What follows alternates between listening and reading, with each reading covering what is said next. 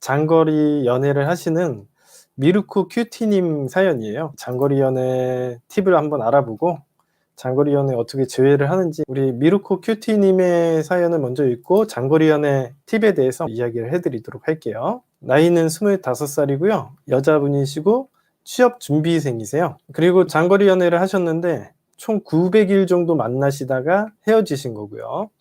안녕하세요. 이제 막 미루코님을 알게 되어 공부 중입니다. 900일 동안 저에게 정말 최선을 다했던 남자친구가 있었습니다. 주말에 왕복 4~5시간 거리를 걸려 저희 집 앞으로 항상 데리러 왔고요. 또 근교 데이트를 위해 왕복 2시간 넘는 거리를 운전했어요. 단 한 번도 피곤해하는 티를 내거나 짜증을 낸 적 없던 남자친구였습니다. 데이트 후 저를 집에다 데려다 주고 근처 숙박업소에서 혼자 잠을 잤어요. 저는 이 모든 것을 당연하게 생각했습니다. 그의 노력에 보상해주지 않았고 고맙다, 사랑한다 표현을 하지 않았어요. 900일 동안 제가 남자친구 지역으로 간 것은 한 10손가락 정도 안에 드네요. 미루크 큐티님이 몇 달간 아르바이트를 하면서 사실 그리 바쁘지도 않은데 카톡도 답장을 안 하고 전화 오는 것도 일부러 귀찮아서 안 받고 그랬어요. 저희 스케줄 때문에 한 달에 한두 번 겨우 보는 상황이었거든요. 그래서 제가 아르바이트를 그만두고 나니까 남자친구는 그동안 많이 변해 있었습니다. 술자리가 거의 없었던 사람인데 평일에 거의 매일 새벽까지 술을 마시더라고요. 제가 짜증을 내도 막말도 많이 하고 헤어지자고도 얘기도 하고 그랬답니다. 최근에 2번의 데이트 동안 데이트 중에 전화가 걸려오던 여사친이 있었는데 제가 더 이상 못 만나겠다고 했죠. 남친이 연초라 술자리가 많았고 이제 술자리가 없을 거다. 그 여사친은 정말 다 같이 만나서 놀고 친한 거지 서로 그런 사이가 아니라며 다시 예전처럼 잘해주겠다고 했어요. 근데 그 다음 주가 돼서 주말이 다 되도록 데이트하자는 말이 없더라고요. 그래서 제가 주말에 안 만나는 거냐 이렇게 물어봤더니 남자친구가 하는 말이 아무래도 크게 힘들 것 같다라는 생각이 든다고 얘기를 하더라고요. 미안하다고요. 다시 노력해 보려고 했는데 거리상으로도 힘들고 서로 감정도 좀 식지 않았냐라고 얘기하더라고요. 일주일 뒤에 제가 다시 잡았지만 자기는 이제 근거리에 사는 직장인을 만나고 싶다네요. 각자 좋은 사람 만나자고 제가 만나는 사람 생긴 거냐고 했더니 최근에 연락하는 사람이 생겼다고 했어요. 제가 그 말을 듣고 심한 말을 퍼부었고 그 다음 주에 제가 장문의 카톡으로 고마움과 미안함을 이야기하며 행복하라고 이야기했습니다.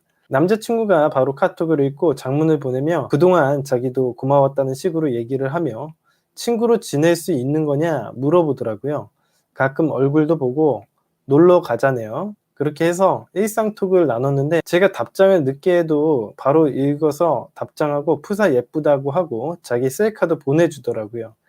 이렇게 되면 서로 빈자리를 더욱 못 느낄 것 같아서 제가 더 답장도 느리게 하고 단답으로 보냈더니 자연스레 일주일 동안에 연락이 끊긴 상황입니다.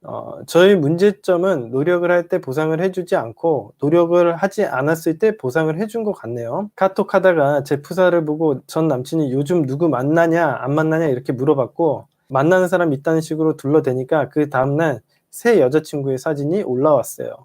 그 이후로 전 남친이 전화가 와가지고 통화를 한번 했는데 제가 그동안 못해줘서 미안하다.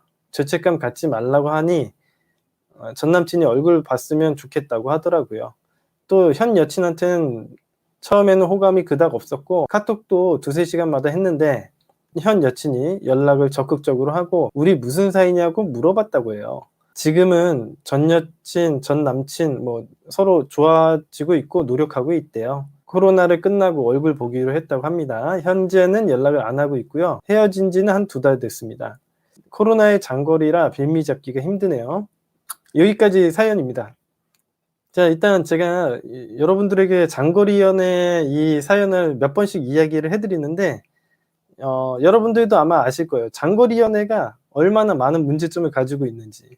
제가 전에도 한번 이야기를 해드린 적이 있지만 장거리 연애라는 거는 마치 어떤 느낌이랑 똑같은 거냐면 기본적으로 장거리 연애는 일반적인 연애와는 다르게 에너지 고갈이 일어나기가 굉장히 쉽습니다. 사실 만나러 오려면 몇 시간 거리를 왔다 갔다 해야 되고 몸이 고생하다 보면은 여러분들의 내면 세계에서는 스트레스를 받고 왜 이렇게까지 만나야 하는지에 대한 고민을 당연하게 하게 됩니다.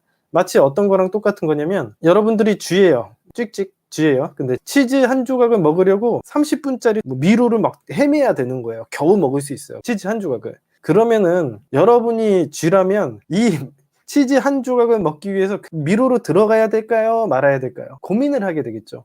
여러분들이 정 먹을 게 없으면은 그 통로로 들어가긴 하겠죠. 근데 엄청 고민을 하게 되는 거예요. 그 치즈 한 조각을 먹으려고 이 미로를 들어갈까? 아니면 조금 맛은 없지만 주변의 옥수수 조각들을 먹는 게 좋겠을까? 이렇게 생각을 하는 겁니다. 쥐에게는요, 이 치즈가 매우 달콤하고 아주 좋은 음식이에요. 하지만 그것을 먹기 위해서는 너무 스트레스가 많은 거죠. 너무 고난이 많은 거예요. 주변을 둘러보면 여자가 많은데 굳이 멀리 있는 여자를 만나야 한다는 생각은 원래부터가 하기가 힘든 겁니다. 다만 여러분들이 생각하는 것처럼 자기가 원하는 대로 여자들을 사귀고 능수능란하게 할 수 있는 남자들은 별로 없습니다. 그렇기 때문에 사실 그렇게 먼 거리를 900일 동안 왔다리 갔다리 한 거죠. 이 남자가 선택권이 없었다라는 거예요. 이 여자만한 여자를 사실 만나기가 힘들었다는 거예요. 그래서 이런 삽질을 계속했고, 투자를 많이 하다 보면은 회수하고 싶은 심리가 발생을 합니다. 자기가 투자를 많이 하다 보면 아쉽잖아. 내가 여태까지 이렇게 삽질을 많이 했는데, 예를 들면 여러분들이 주식 투자를 했는데 계속 한 달에 100만 원씩 투자를 했어. 근데 투자를 하다 보니까 이게 1억이 됐네. 이걸 갖다가 포기하기가 힘든 거야. 지금 현재 마이너스 30%인데 3천만 원을 손해를 보고 이거 팔기가 너무 어려운 거죠. 자, 그런 투자에 대한 회수 심리도 있고, 그러다 보니까 이렇게 미련도 남고 힘들어하는 겁니다. 남자들이라고 해서 경험이 많은 게 아니에요. 여자분들이 생각하기에는 남자들이 어떤 의도를 가지고 있고 경험이 많을 거라고 착각을 하시는 것 같더라고요. 남자들이라고 해서 여러분들과 별반 다른 존재가 아니거든요. 그러니까 여러분들이 경험을 한다고 해서 별거 없는 것처럼 남자들이라고 해서 경험을 많이 한다고 해서 딱히 연애를 잘한다라는 기대감은 없어요. 보통 대부분의 인간들이 연애를 하면서 자꾸 헤어지고 실패한다는 경험을 해서 더 경계심이 심해지고 자기 주변에 여자가 더 없다 이런 걸 느끼게 되지, 성공에 대한 경험을 해야 되는데 실패에 대한 경험을 많이 하기 때문에 헤어지면 다들 힘들어하는 겁니다. 그렇기 때문에 사실 처음부터 이런 상황이 닥칠 거라는 것을 이 남자가 예상을 했겠어요? 못했겠어요? 당연히 예상을 못했겠죠. 그러고서는 이제 눈앞에 진짜 맛있는 치즈가 있네? 지금 나는 배가 고파. 그 치즈를 향해 달려가야겠어. 미로에 들어가기 시작했던 거죠. 하지만 몇 번 하다 보니까 지치고, 자신의 욕구를 채우는 거는 정말 좋은 일이지만 그 욕구를 채우기 위해서 들이는 노력이 너무 큰 거예요. 너무 크고 힘든 거야. 그래서 그만두게 되는 겁니다.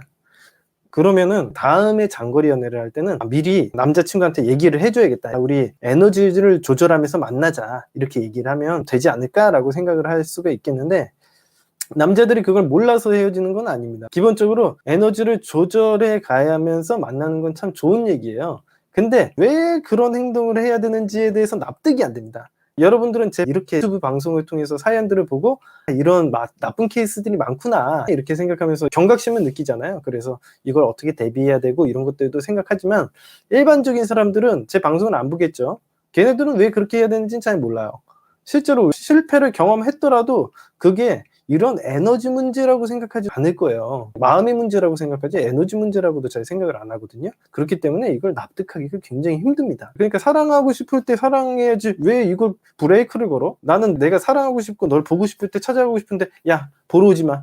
나 지금 만나면 너 에너지 고갈이야. 이거 납득하기가 힘들다라는 거죠. 그 남자친구 입장에서 나 지금 너 보러 가고 싶은데 왜 브레이크를 걸어? 나 기분 나빠. 이렇게 생각할 수도 있잖아요. 그렇게 생각하기 때문에 여러분들이 장거리 연애를 성공하기가 굉장히 힘든 겁니다. 따라서 여러분들에게 좀 팁을 드리자면, 어차피 에너지 고갈이 나잖아. 그러니까 여러분들이 장거리 연애를 할 거면 어느 정도 장거리 연애를 하다가 한쪽으로 합치던가 아니면은 결혼을 하던가 3개월에서 한 6개월 사이에 쇼부를 내야 돼요. 뭔가 변화를 가져와야 됩니다. 이렇게 오랫동안 장거리 연애를 할 수가 없어요. 4-5시간 걸리는 거리를 왔다리 갔다리 하고 맨날 숙박업소에서 자고 싶겠어요. 상식적으로 생각해 보세요. 남자친구가 그 근처에 찜질방에서 왜 자요? 좋은 집 놔두고. 본인 만나서 처음에는 좋아서 가긴 하지만 그건 너무 힘들 거 아니에요, 상식적으로. 결정적으로 그렇게 이 남자가 기다리고 힘들어한다고 해서 그거에 대한 보답도 별로 없었어요. 아주 근본적인 건 장거리 연애를 하는 게 문제였죠.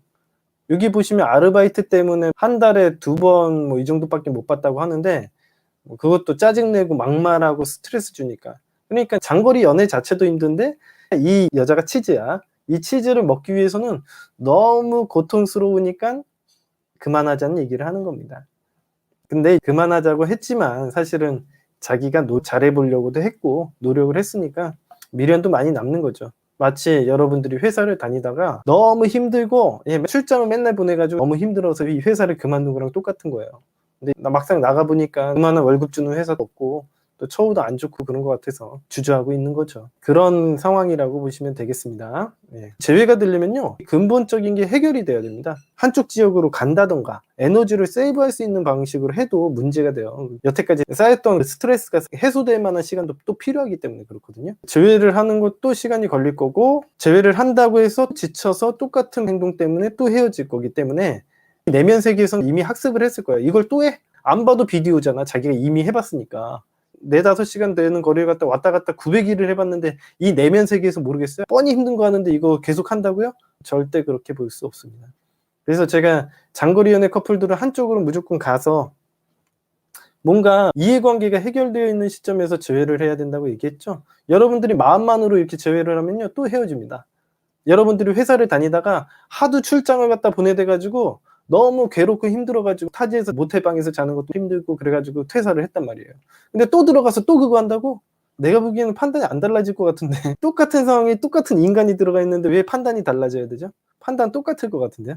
어떤 인간은 넣어도 판단은 똑같을 것 같아요. 여러분들이 제 방송을 보기 전까지는 모든 남녀 간의 문제가 다 마음의 문제라고 생각을 했었는데 해 보니까 마음의 문제가 아니네. 에너지의 문제네. 여러분들이 이제는 알잖아요. 제가 장거리 연애 상담들을 하잖아요. 그럼 이사라는 조언을 해요. 왜냐면 그게 가장 문제거든. 지금 보시면 아시겠지만 뭐가 문제예요? 마음이 문제예요? 아니에요. 거리가 문제예요, 거리가.